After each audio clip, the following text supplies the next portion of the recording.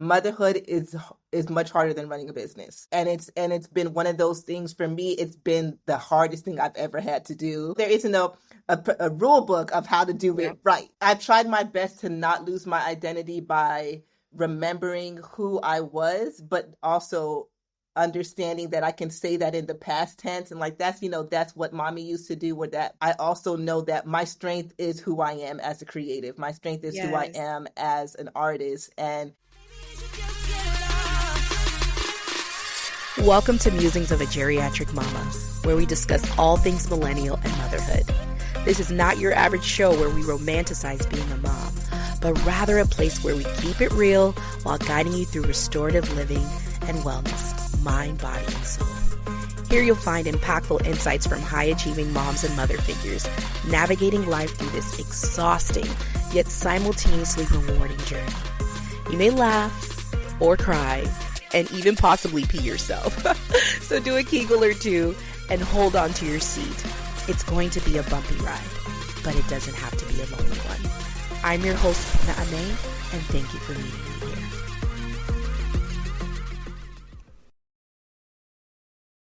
Welcome back to Musings of a Geriatric Mama. I'm your host, Kedna Amey, and I'm so glad that you are here.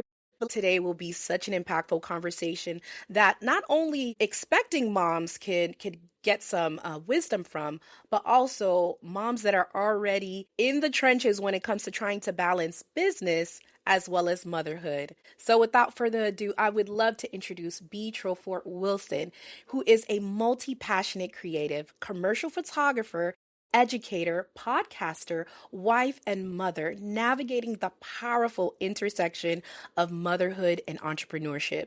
She is the host of Baby Bump and Business, a podcast where motherhood meets entrepreneurship in its most honest form.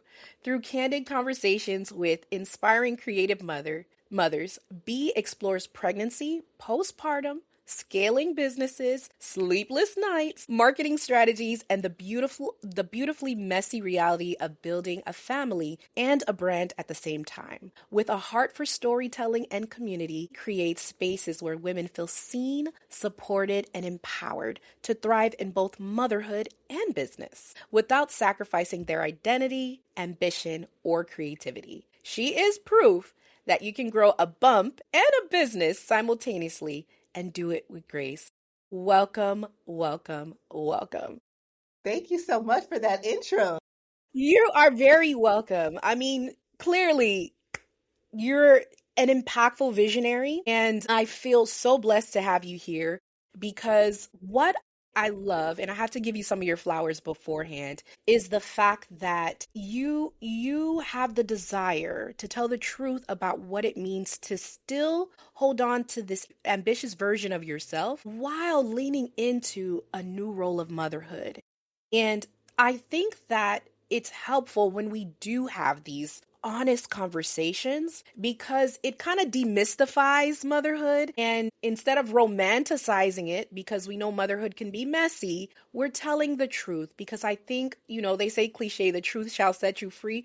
But that is the truth. And I think the more that we have these candid conversations, it'll help more moms navigating the more challenging times of motherhood. It kind of helps them realize that they're not alone if it does get challenging. So I'm so glad that you're here, and I'm so glad that we'll be able to have this conversation.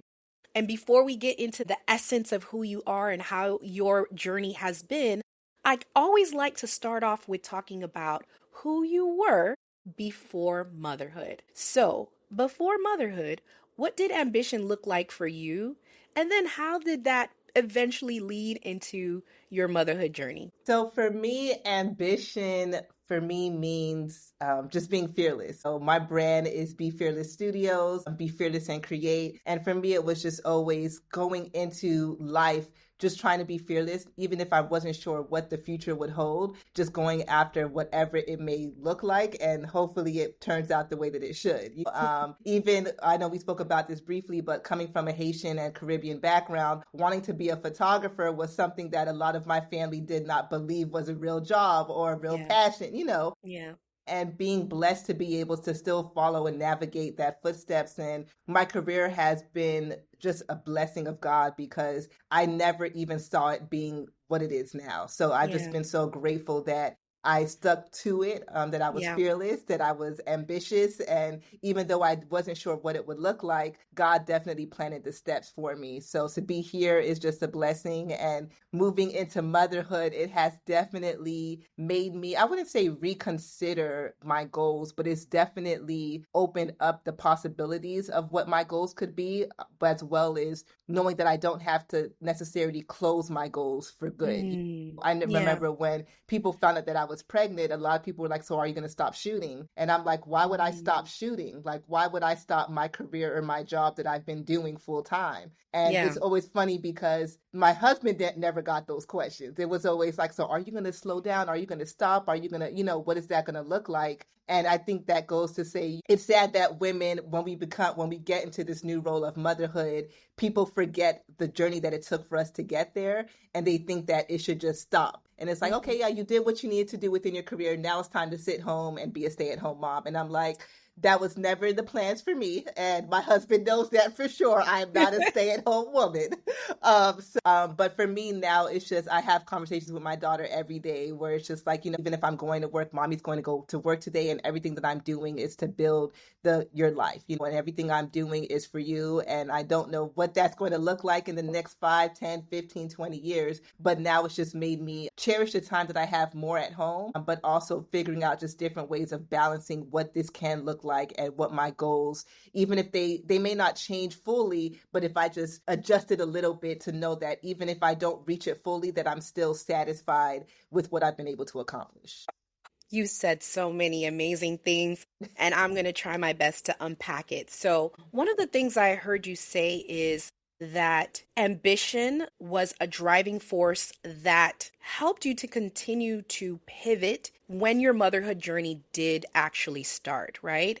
And I think that it's beautiful to still be able to hold on to an aspect of you, and be authentic to who you are. Like, loud and clear, you're like, I'm ambitious. Motherhood is a beautiful aspect of who I am, but doesn't necessarily fully define you.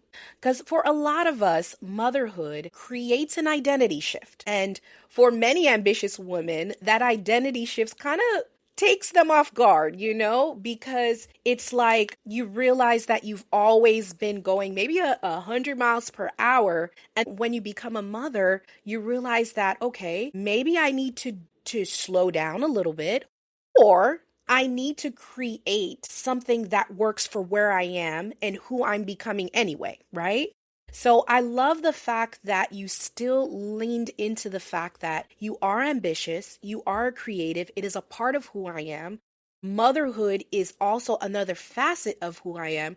It doesn't fully define me, or it doesn't fully define me, but it's a beautiful part of me that is a part of the becoming of the next version of myself and the next things that I want to do for myself and my business and my family. From day to day, you can't plan for these, the things that come about. So it's like, how do I pivot with purpose? How do I also create a life and find harmony in the life that I want, and also honor the woman that I was? So it's just beautiful trying to figure out that balance. I think it's a challenge for a lot of us. And I would love to hear, like, did you always envision motherhood alongside of entrepreneurship, or was it like, I don't know what to do next? It was, I don't know what to do next, but it was also, if I could have waited, I would have waited a couple more years, but my Okay. husband had baby fever and Yeah. he's an Olympic athlete. And I made the promise Oh, that wow. after Paris Olympics, we would Oh, try. And yeah. I was a little upset that I said it out loud because, now I have to actually stay true to it. But it was also like my mom's a hairstylist, and Okay. so I've been able to kind of see what that was like on the entrepreneurship end. In my mind, I never really thought or planned about like, what is that going to look like for me? Like I knew that I wanted to get married and I knew that I wanted to have kids, but I never thought about what that actually looked like because I was so driven within my career and my Of goals and where course. I wanted to go with my business. And then once time came, it was like, oh, wait, we're really doing this. And it's like, Yeah. oh, wait, we're really here. And it's like, okay. And it was one of those things where I tell people all the time that motherhood is much harder than running a business. Mm, And it's been one of those things for me. It's been the hardest thing I've ever had to do. yeah. It's been the most challenging thing I've ever had to do. And I've had to learn to give myself grace in this Mm, process because there isn't a rule book of how to do yeah. it right, And so it's been one of those things of I've tried my best to not lose my identity by remembering who I was, but also understanding that I can say that in the past tense. And like, that's what mommy used to do or that. But I also know that my strength is who I am as a creative. My strength is who I Yes. am as an artist. And the first job I did after having my daughter was 3.5 weeks after having her. And my husband Wow. was mad, and I was like, I need to do this because I need it for me. Oh, and it Mm, wasn't just like, yeah, of course, I'm a Capricorn. I love making money. And but for me, it was, I need to go somewhere where I feel like me. I need to go somewhere where I feel confident and where I feel whole. And behind my camera is where I feel the most confident. I know what I'm doing. I can troubleshoot. I can figure that out with no stress. And being able to go away and do this job for 2 hours, I felt like I was able to come back home with a little bit more confidence going back into motherhood. And that was something that reminded me in that process that even if I feel unsure of what I'm doing in this journey, remember who I am and remember to go into those places to make myself feel whole if I need to fill my cup up. And I know mm, oftentimes it's hard to think about how to fill our cups, and we always feel like we need someone else to fill it for us. Like when yeah. we're dating, find the man that's going to find the man that's going to make you happy. And it's like, no, no, no, I need to be able to fill it for myself. So during these moments, I know what I need to do for me to be able to rejuvenate and then come back into this motherhood swinging. Because I'm like, okay, I Yeah. got the energy now. I feel like me again. Okay, I Yeah. know, I know who B is. Okay, let's Yeah. tackle this. Yes. All right.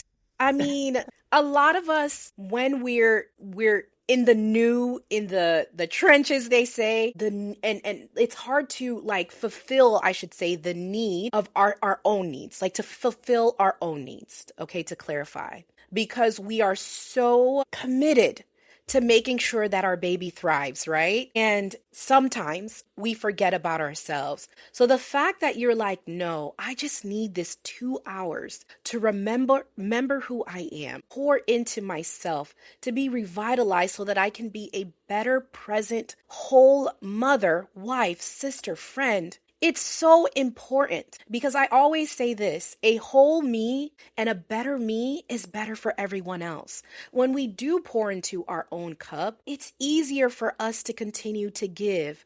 But when we're pouring from an empty cup, we're left spent, overwhelmed, burnt out, anxious, and dissatisfied. A lot of people may not get why I created this platform and this podcast. This community is mother centric, because after the postpartum period, you're like flooded with all these baby guides and how to take care of baby and how to take care of this and balancing this and this and that. And I'm like, we need a space for the mother. So this community is mother centric because I realize if we are well, then we can continue to have a home that's thriving because we're poured into. So I love the fact that you did that so freshly postpartum because it speaks to understanding the importance of wellness in the postpartum recovery process, right? So a lot of moms, and if there's some new moms listening, your body goes through so much. One, growing the baby, and two, when the baby is finally here, the postpartum period and recovery, new articles are saying can actually last up to 6 years to fully be recovered, to fully be restored. That we're talking about not only mentally, but we're talking about hormonally, okay? Because there's so many hormonal shifts that happen if you're breastfeeding or as you're, running around and depleting your energy, a lot of essential nutrients and vitamins are depleted. And what I've been researching is that there's something called the postnatal depletion syndrome, where because of all the things our body is going through to recover, if we're missing essential nutrients such as zinc, magnesium, iron, it can actually increase our chances of postpartum conditions such as postpartum anxiety, depression, or baby blues. So, actually pouring into yourself mentally, physically, and nutritionally is imperative for you to continue to be the best version of you as a mother so that you're the best version for everyone else around you. And I just love the fact that you honored who you are and what you needed for yourself to continue to thrive, because we know postpartum can be so challenging for many of us. So, what actually surprised you most about postpartum as an entrepreneur? Multiple things. I feel like I've had a lot of conversations with women, and the delivery was one thing. I was like, okay, I was in the room for my twin sister when she gave birth, so I already knew the trauma that was going to have, right? But Mm, I was not prepared for after you have a baby naturally, how you won't mm, be able to walk, how you won't be able to sit, how you won't be able to do, and then also I didn't understand, or I didn't really have much knowledge about pumping, where it's like, okay, mm, if you're going back to work, now you have to pump. mm, And how are you going to now for me, my mind is always racing of, okay, when do I have time to pump while I'm shooting? If I'm shooting all day, if I'm mm. doing a live sport, okay, am I going to be able to store my milk, or am I going to have to throw it or discard it, and all these Yeah, different things you have to consider. But then usually, you just go to work, you come home, you're done. But now it's like I had a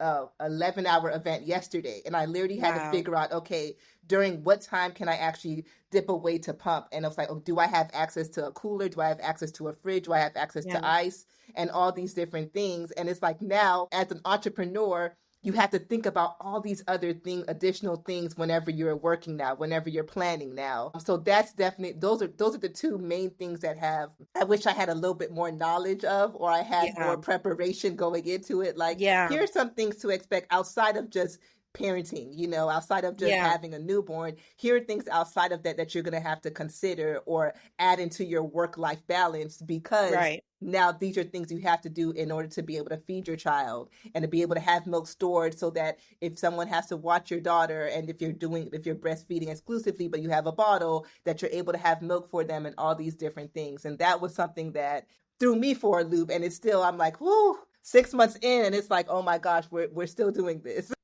Oh my goodness. I mean, I don't think many of us think about that.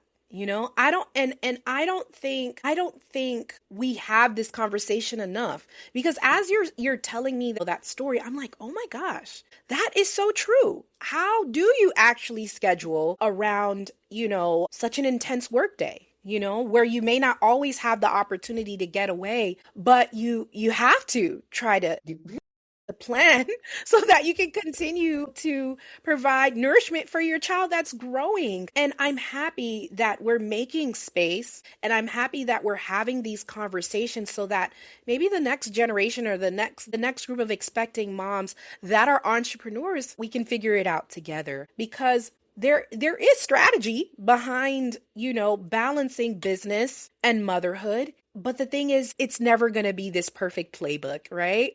But I think if we have these candid conversations, we can at least provide insights and figure it out as a community, because motherhood from day to day is a roller coaster at times. But I think that that perspective is just essential for us to find ways to have more conversations, provide strategy, mentor, because it can impact so much. And I know that your journey through motherhood was one of the reasons why that you actually started to build your own community. So, could we talk a little bit more about what inspired you to start Baby Bump and business? Yes. So when I first found out that I was pregnant, so this is actually our second pregnancy. Our first one, we sadly had a miscarriage. And so this one was going into last year.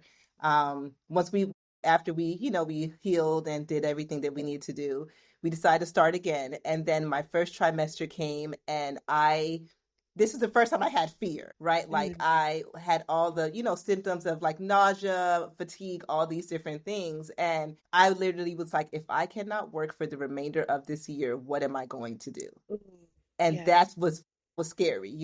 I usually know, especially as a sports photographer, you kind of know what type of jobs you usually will get hired for around what time based on the different seasons and things like that. And I literally was like, if I cannot work, what am I going to do? And also, why aren't we having this conversation more? And I remember Yes. after one of my jobs, I was in North Carolina. I had reached out to a photographer and I was like, can I call you? And she was like, yeah, sure. And I called her and I was like, so I'm pregnant and I need help. And she's like, oh, what's going on? And I knew that she had kids. So we just had like a nice, transparent conversation of like what that journey looked like for her.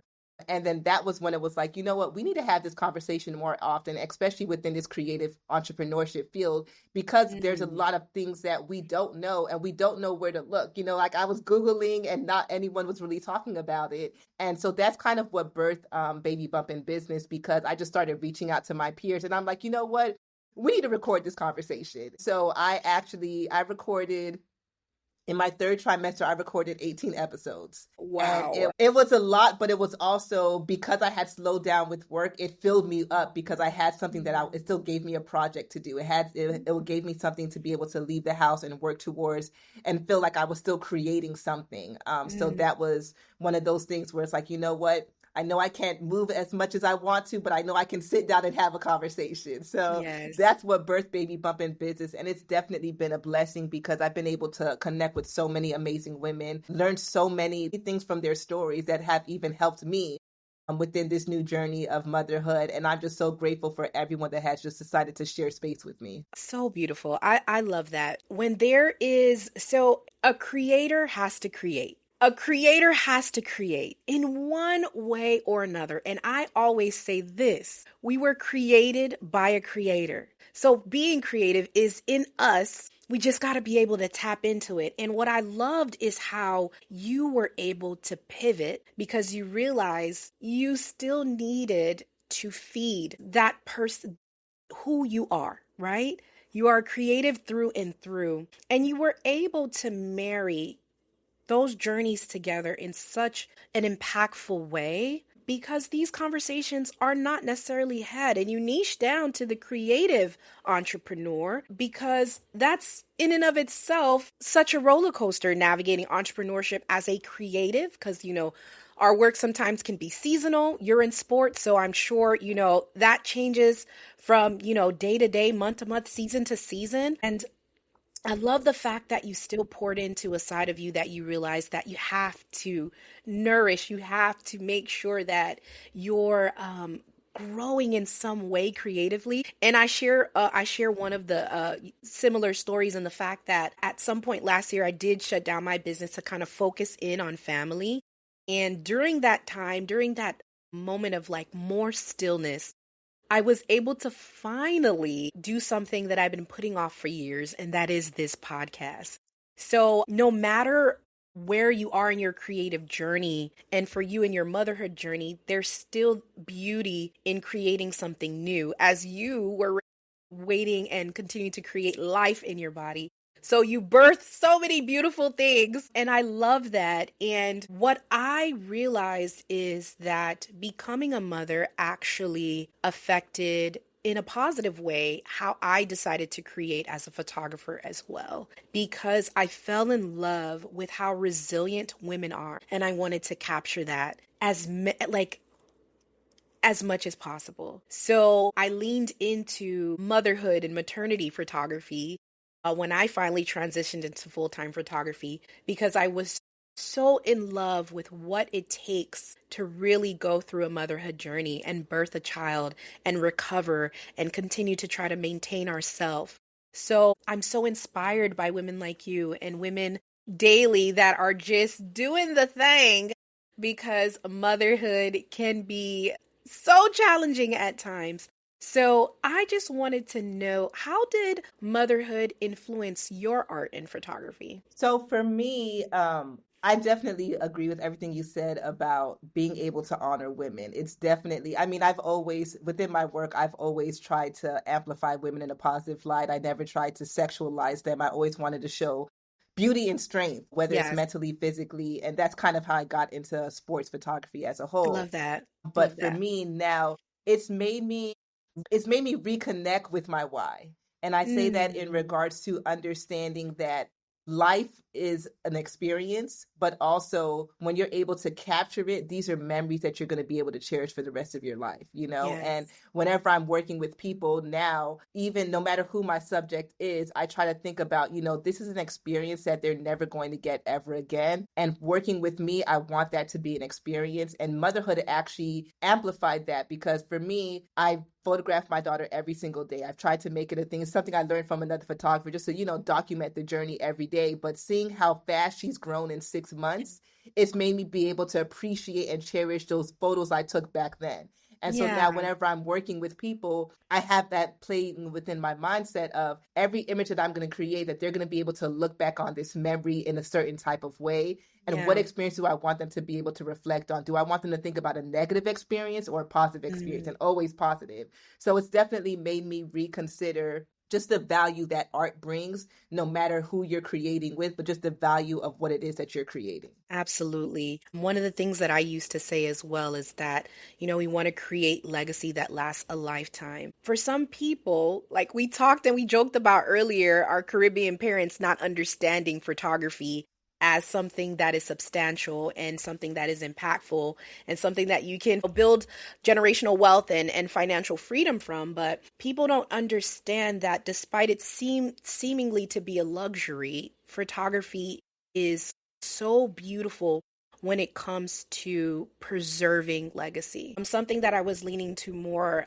these past couple of years as our parents are aging is capturing what I call legacy sessions where we capture generations. Like I had this one session, it was great grandmother, grandmother, mother, and the baby. And I was like, this is so beautiful. Photography isn't this superficial thing, it is an art. And people are going to be able to look back when their ancestors are no longer here or their family is no longer here and be like, and remember the beauty of the time that they had with their loved ones. And it's so imperative what we do. And what I love is that we're women creating this legacy in such a male dominated field. And I just want to definitely honor that because preserving the beauty of experiences of women through the different life cycles where they're killing it on a volleyball team or they're becoming a mother or they're starting their own business, it's important that we're behind the lens capturing the woman's experience authentically as well. I just want to know, like, how do you find time or figure out how to protect your creative energy in the midst of parenting?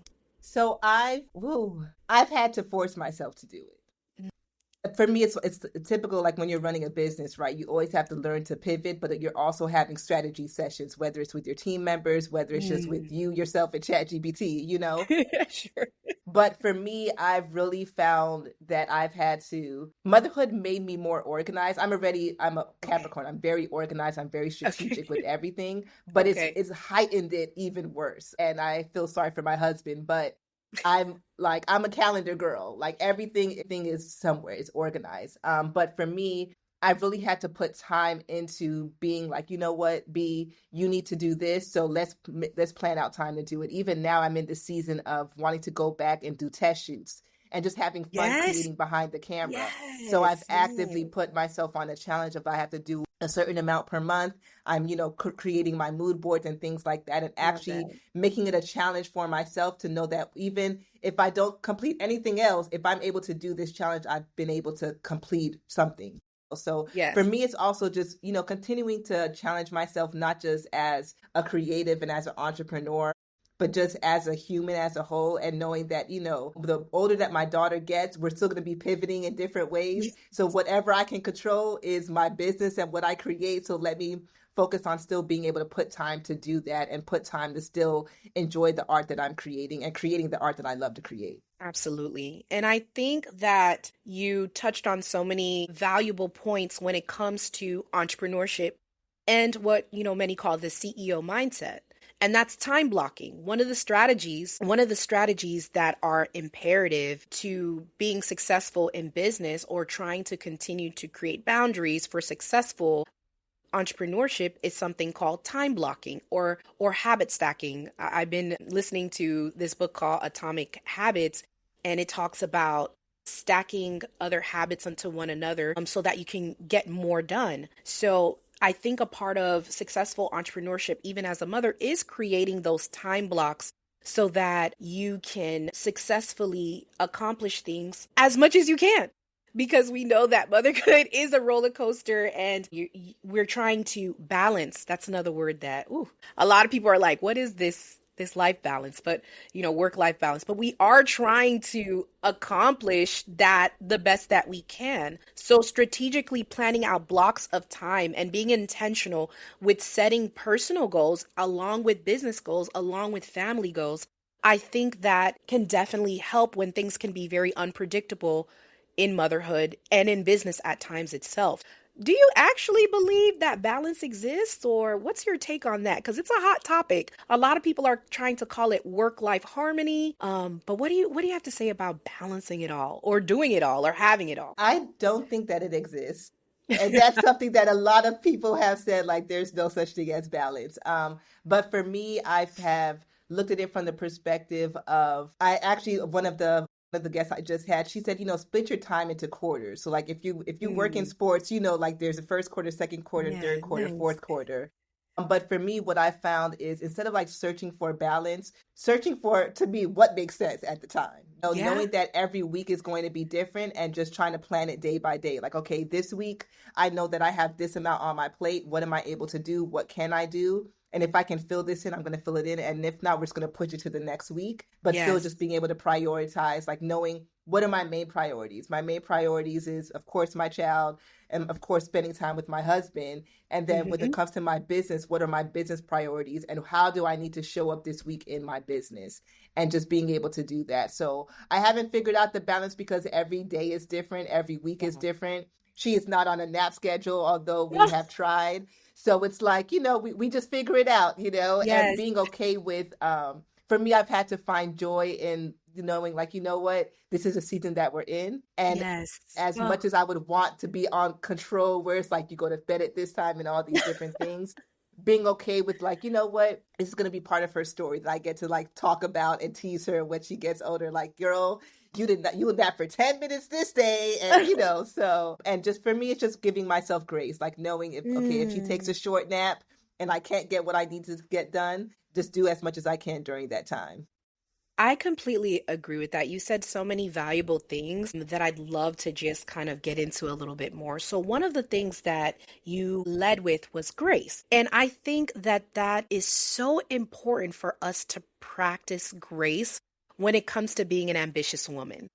So the thing about it is when you're ambitious, when you're goal driven, when you're high earning, your life was likely planned out by the time you were like 12, right? You knew by this age I was going to do this, and I'm going to do this at this time, and motherhood can be a complete gut check. Okay?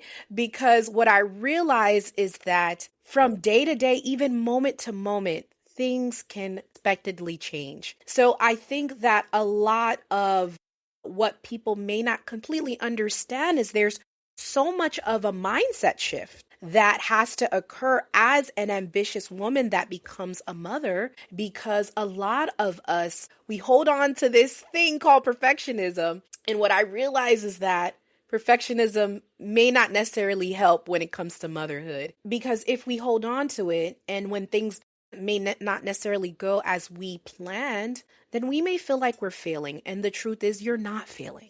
The truth is, you haven't failed. The truth is that moment by moment, those little pivots are necessary for you to continue to survive and actually help your child grow and thrive. And leading with grace, as you said, is so essential to us, like continuing to grow our motherhood muscle. Let's just say it like that. Because if we don't shift our minds to, okay, we'll just deal with what we can, we'll just kind of go with the flow, we're going to feel like we're failing. And it's not that. It's not that. It's the fact that motherhood requires even micro pivots from moment to moment. Sometimes I used to say, I'll even take it moment by moment, let alone minute by minute, because it's just like so many things can happen and we're managing so many things at the same time. And then you add entrepreneurship on top of that. Mothers already deal with something that we call the invisible mental load, which is us literally having to manage everything from doctor's appointments to grocery lists, and in our cases, businesses, right? And you have staff and you have a studio that you're actively running.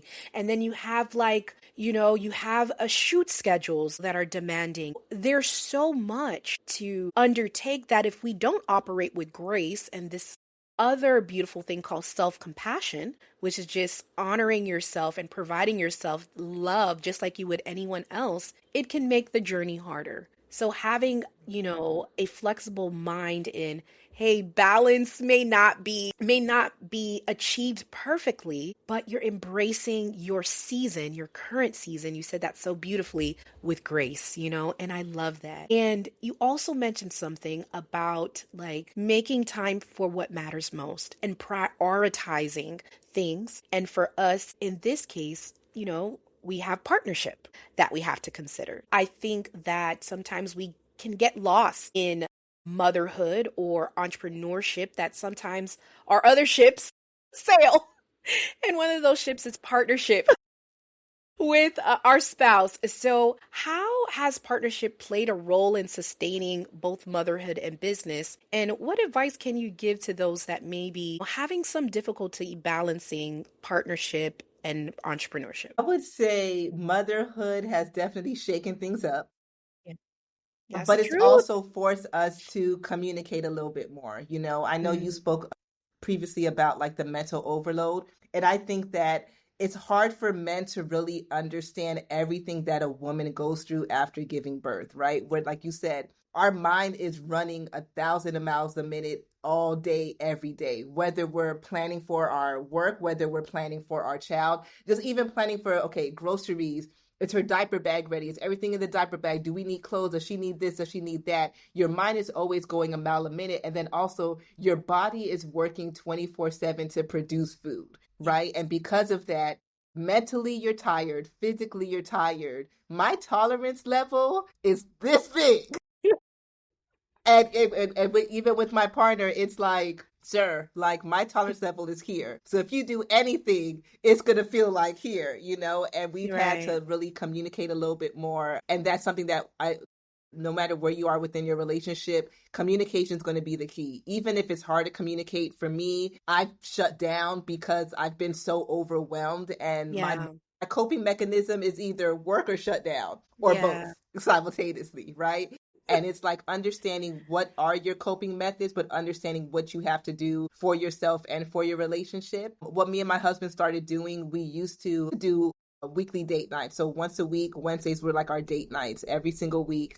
And then once we got further within our pregnancy, we stopped it because I got too big. And I didn't want to go anywhere, see anybody. And then after yeah, having the baby, you didn't want to take her out or anything like that. yeah, But we now started to actively get back to doing that. So I would just say have open communication, have open dialogue, even if it's not easily received, because that's part of marriage or just communicating with anybody. But then also going back to giving yourself grace, right? Like you're in a season where you don't know who you are. Like some days I wake up and I'm not sure who I am, and I'm yeah, trying to remember who I am and who I was and where I'm going. And, it is going to be stressful. It is going to be hard, and it is going to be challenging. And the hardest thing is trying to explain it to someone who does not understand it. yeah, And as much as you would want your husband or you would want them to understand, it's going to be hard for them, yeah, because they not the one pushing. They yeah, weren't the one carrying. They will be the one supporting, but there's also only so much that they can do. So if you need more support, whether it's changing the diapers or whatever, ask for it. And then also have a village that you can complain to, have a Yeah. village that you can cry to, have a Yeah. village that you can, is it all men or is it just mine? Or, have a village of, is it your baby or is it just mine? Have that village because that village is going to help you. Indeed, indeed. And no, what I realize is and like through sharing, right? And through community building, we realize that we're not alone. I just remember seeing certain posts on like social media, and then you go to the comments and they're like, "Are we married to the same person?" Like it's like, okay. But if we don't say anything, then we will feel alone in the journey. Thank you again for your candid vulnerability, because I think that, well, one, this is a safe space, and I know a lot of our listeners and viewers may be going through a time where they are feeling lost, especially in that initial postpartum period where you are just so focused on making sure that your child is adequately thriving and meeting milestones, whether that you're, exclusively pumping, or you're, exclusively breastfeeding, or you're providing formula for your child. We're so hyper focused on that we do lose a sense of self, because everything has shifted. The priority is making sure that a tiny human being thrives and continues to meet milestones and grow and love on them and create a safe environment. And I realized that sometimes in that shift of identity, the priorities they change. And sometimes the honest truth is the relationship will or can highly take a back seat, because now the relationship has even evolved, because you went from being partners to parents. And parenting with your partner is another journey in and of itself, because you may have, I think we talked about this at some point, different parenting styles, or we may have had different childhood experiences that mold who we are as parents. And then merging those two parenting styles together is something to overcome in and of itself. But you said something that was so valid and so valuable and essential, and that's communication. And that is expressing your needs. And I think a lot of us needed to hear it, because as independent women and ambitious women who may have, before we found partnership, used to be the goal getter, the goal setter, the woman that got things in charge, and we got into partnership, like, it's hard for us to receive help. It's hard for us to receive help. But I think, and what I'm learning, even in my 5 years into this journey, it's okay to ask for help. It's okay to let people know what you need, because especially if you're the strong friend or the strong one, people may not even think you're in need, because you just get things done anyway. But the truth is, we all can use a little bit of support, whether that's just someone folding clothes while you nurse the baby, or that is someone that takes the kid out to the park so that you can get a session done, or take a consultation, or write a dissertation, wherever you are in your journey. It's so important.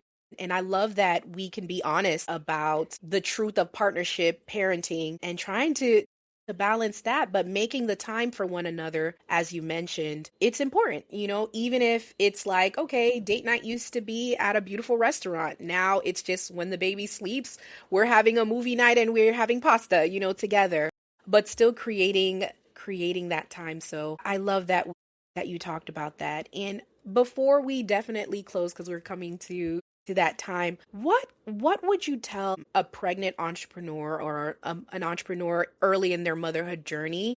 What would you tell them when it comes to maybe the fear of losing momentum? Say, embrace the slow season. And Mm, in that slow season, find joy within it. So for me, in mm, that slow season, although I wasn't physically working, my mind was working. So I mm, utilized that time to restructure, to rebuild, to plan, to think about what wasn't working and what could be working, or how do I need to restructure my business, or what goals are really important for me to want to meet, or what yeah. goals can I put to the back burner. But then also reflecting on all of the gifts that you have. Yeah. Oftentimes we put our gifts to the back seat because we're so focused, or we're so driven on one certain thing, that you don't realize what other opportunities are out there for you to still Mm, expand on your skill set. So I would say to that, whether you're a creative entrepreneur entrepreneur, photographer, whatever it is, utilize that slow season as a way to just expand yourself as a woman, expand yourself as a new mother, expand yourself as a business owner, expand yourself as an entrepreneur, and just know that it's not going to last long. I Yeah. mean, I'm 6 months in and I'm still working. I haven't stopped working. I've slowed down a little bit, but not to the point where anyone can see the difference. And just know that you can structure it the way that you need to structure it for yourself, and give yourself grace while you're figuring it out. Give yourself grace continue to give yourself grace in this season of change, because every day it's going to change. Your body's going to change, your mind's going to change, your business is going to change, your clients are Yeah. going to change, but embrace that change and know that the best is yet to come. Yes. I receive that for all of us. Yes, the best is yet to come. So beautifully said when you said embrace the slow season. Because I think for a lot of us it's challenging to admit that we're slowing down. But there is so much beauty, as you said, in just sitting still, restructuring, reorganizing, finding systems, or, strategizing new systems so that when you're ready to ramp up again, scale and grow, you've had the time to see if it sticks and see if it works and get the back end ready for that new growth season.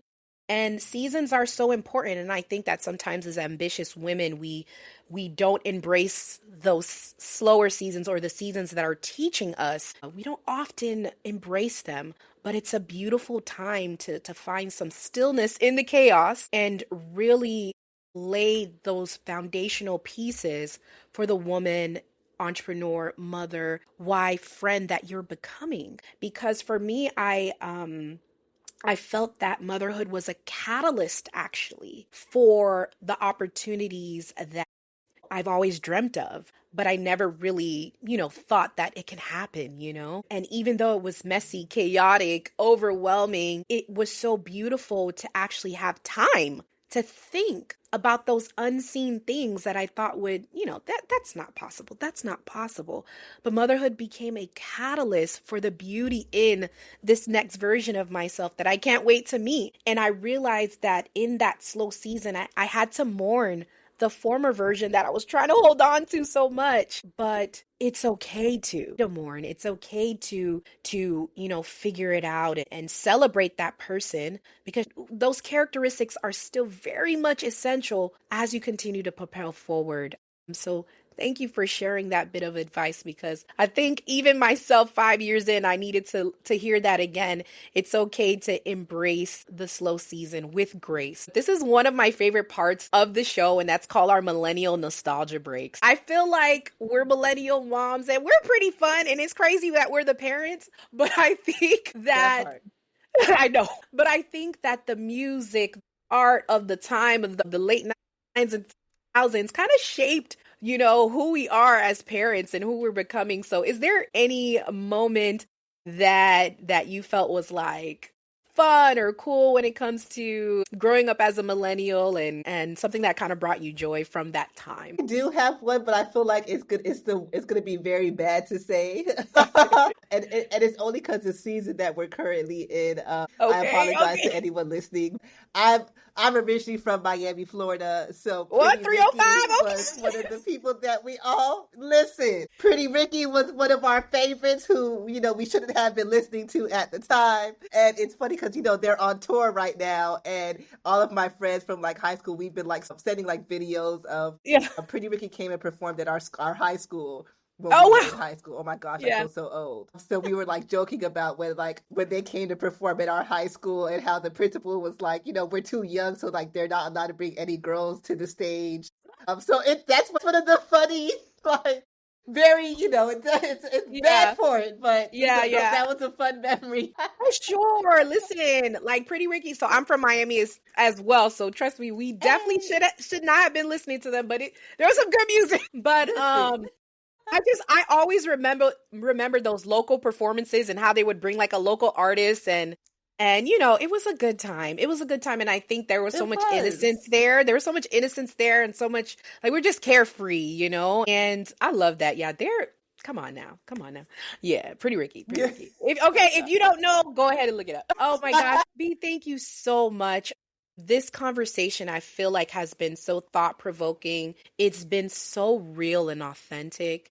And I always like to pause and allow for us to kind of give our former self to the version of who you were in the beginning stages of your motherhood journey. If you could tell her something today that would make her proud, what would that be? You're doing it. You're doing it. That's all. Like my I know when my mom found out I was pregnant, I have a twin, and Oh, my twin has two children. And when it oh. came down to me, everyone was like, "She's having a child," and my mom's like, "You know what? I'm proud of you because you're doing better than we all expected." So for me, it's that you're doing it. Yes, yes, yes. And for those that are listening that may feel like it's just so hard right now and you just don't know when you're going to get to the other side of it. Just know that you're doing it. Just know that every sacrifice is not unseen and it may feel alone, but you're not alone. You're connected to a community of women that are trying their best day to day, even moment by moment. So you're doing it. Yes, you are. You are doing it. Okay. So, B, oh my gosh, I'm so sad that we have to part, but I just want to again thank you for your wisdom, your knowledge, your professionalism, your expertise, and your insight. We needed to hear what you had to say, and I want to make sure that this community stays connected to you. So, where can listeners find Baby Bump in Business, and how can they stay connected with you, social media and beyond? Yeah, so you can follow us at Baby Bumpin' Business on Instagram. Our podcast is our podcast is on all platforms. And then you can follow me at Be Fearless Studios or at B_Alyssa Trofort on Instagram, social media. We're all there, and I look forward to continuing to share my journey. And I thank you again for creating space for us as creatives and as entrepreneurs and as mothers. It has been my pleasure. And what city are you in? Just in case someone needs a commercial photographer and beyond, where can they find you locally? I am locally in Atlanta, Georgia. I also still travel home to Miami for work. So between Atlanta Oh, and Miami is where you yay. can find me. Amazing, amazing. Thank you again for just your time. I am so glad that we were able to share some space and time again. And thank you for listening to this episode of Musings of a Geriatric Mama. Subscribe, like, share, and stay tuned for another insightful, inspirational conversation. Take care.